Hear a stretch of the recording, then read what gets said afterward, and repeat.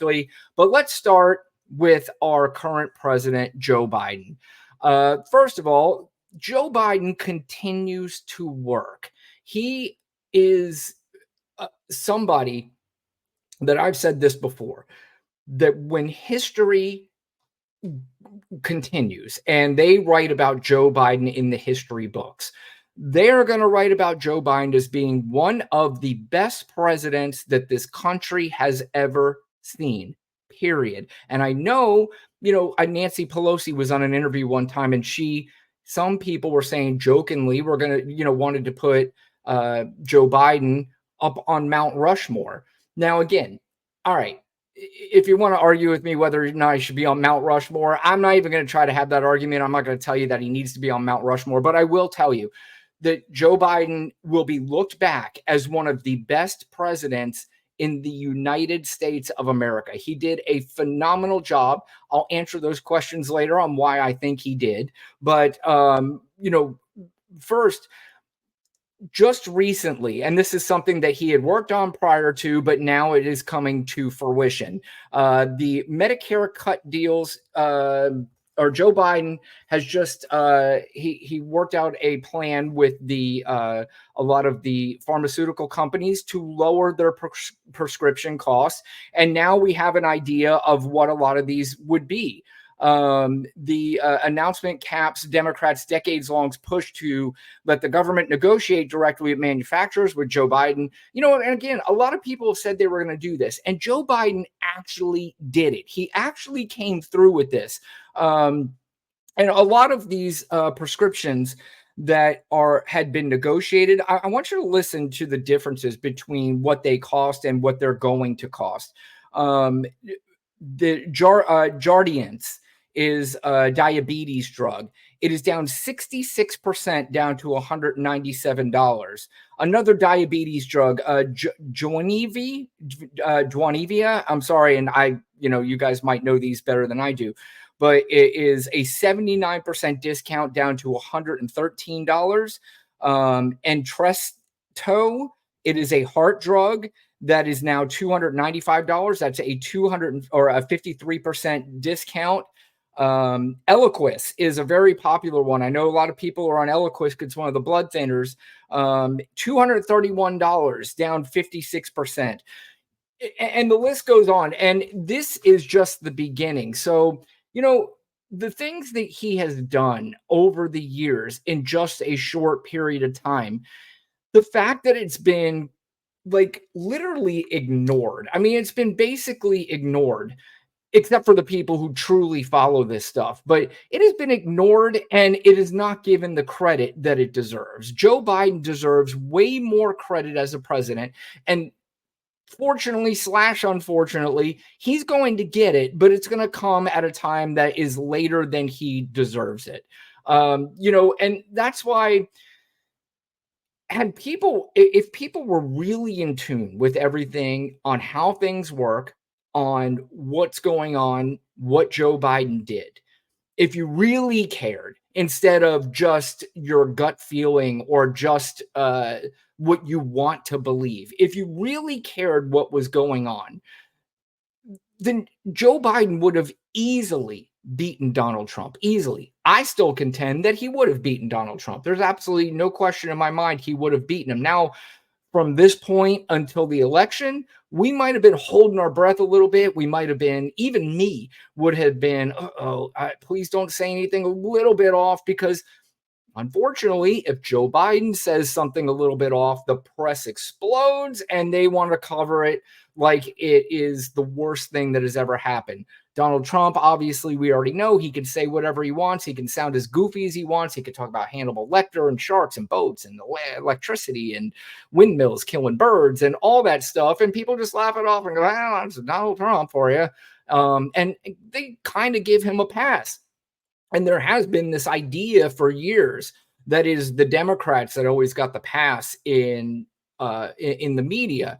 And see, that's, in my estimation, not how things have worked. How things work, or have worked recently is the media gives the pass to whatever they feel is going to get them the most amount of clicks, what's going to get them the most amount of money. That's what they base their stories on. They don't base it on we're rooting for the Democrats. And I'm talking about the legacy media, the so-called mainstream media. They're not the propaganda machine for Democrats like a lot of people think that they are, or like the Fox News and the Newsmax and all AON. Those are propaganda machines. Those are 100%, 85 to 90% of the so-called news that comes out of those channels are all propaganda for Donald Trump, MAGA, and the Republican Party. But on CNN, MSNBC, hell, every day, I don't watch these channels, but I could go on Twitter, and every single day I hear people complaining about the people on CNN. And these are liberals, Democrats, leftists. They are complaining about MSNBC. Andrea Mitchell, I hear them. Katie Tur, I hear complaining about all the time. So, I think the difference is, like I said, you got one that's just looking to make money and get as much attention as they can. The other one obviously is already making the money because they have a lot of viewers, but they are a propaganda machine for the left. But again, if you really knew what was going on, if you truly paid attention to this, it wouldn't even be close between Donald Trump and Joe Biden. Wouldn't even be close. But speaking of Joe Biden, he's going to be speaking at the convention which starts on Monday night, and I hope he gets the ovation he deserves. I hope he isn't able to talk for 10 minutes because he should get the ovation that he deserves. But he was recently in an interview, and this answer kind of broke my heart a little bit, just listening to him talking about the process in which he made the decision to step down. And when he was talking with the interviewer, this is what he had to say, and then we'll talk about it after the clip. The polls we had showed that it was a neck-and-neck race. Would have been down to the wire. But what happened was a number of my Democratic colleagues in the House and Senate thought that I was going to hurt them in the races. And I was concerned if I stayed in the race, that would be the topic. You'd be interviewing me about why did Nancy Pelosi say, why did so, and I thought it'd be a real distraction.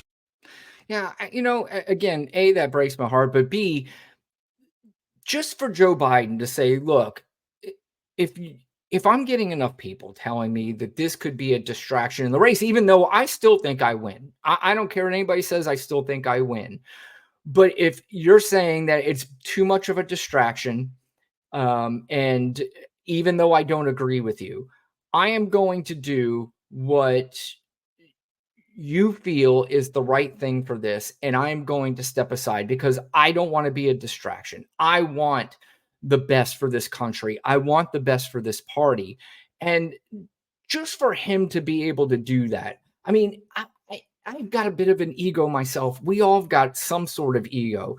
And for him to be able to do that is just adding to his legacy. His legacy, like I said, he saved this country once by beating Donald Trump. And I know to some people that sounds dramatic, but it's not dramatic. The fact that he basically came out of retirement to say, I am the only person that can beat Donald Trump at this time. And he was 100% right, went through and beat him by 7 million votes.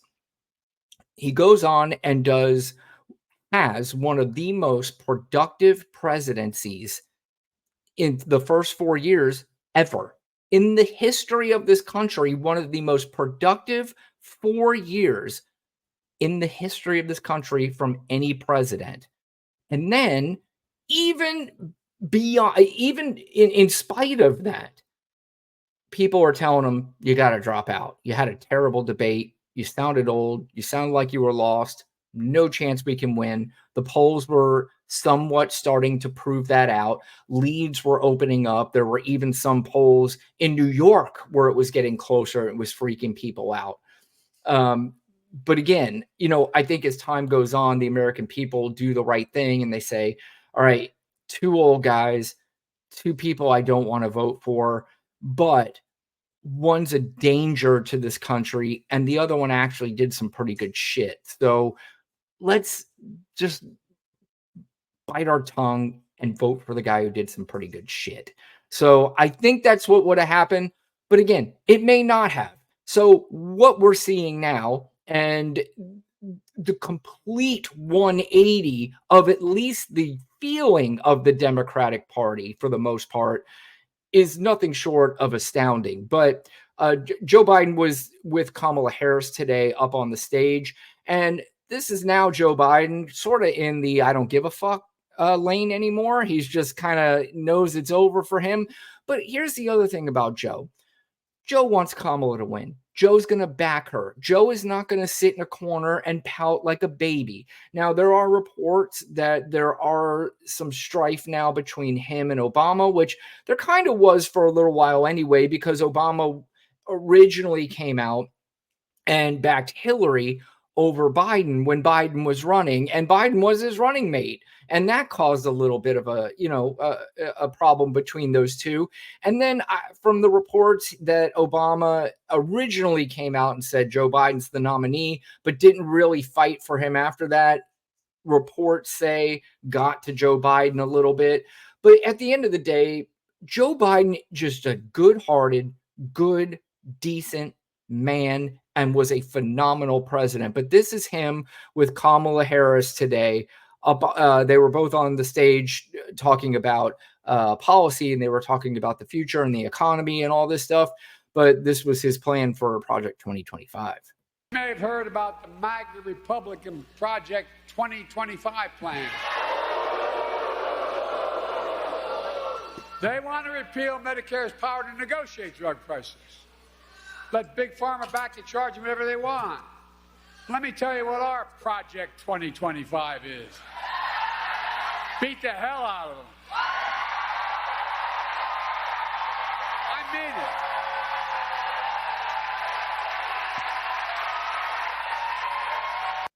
mean it. Joe throws in the I mean it. Joe's got that, still has that spirit. And again, at the end of the day, I'm going to miss the guy. I thought he was a great president, loved him, and he will be missed. But I also think, too, the way history looks at him and his legacy is going to look extremely kindly on him. Extremely. In fact, there was a list of all the presidents. These are historians that list the president from 1 to 45. And Donald Trump came in dead last. Joe Biden, just in his first year, entered the list at number 14. He started the list at number 14. So as time goes on, I assume he's going to move up into that top 10 because of everything that he accomplished. He accomplished so much, and I'm excited to just see how his legacy plays out. I'm really excited to see him on Monday night at the convention. And, the way he is taking everything in, and obviously it looks like he has accepted it. He has accepted what's going on, where he's at. And from this point on, he's just going to work his ass off, getting the drug prices down. He's going to continue to do things. Cancer research he's still working on. I think there was a $100 million amount of money that was going towards cancer research that he just did. So he is not stopping. He's going to continue until the day he is no longer president. And I just have this feeling that he's still going to be around. He's still going to be around for Kamala, because there does seem to be a good connection with those two.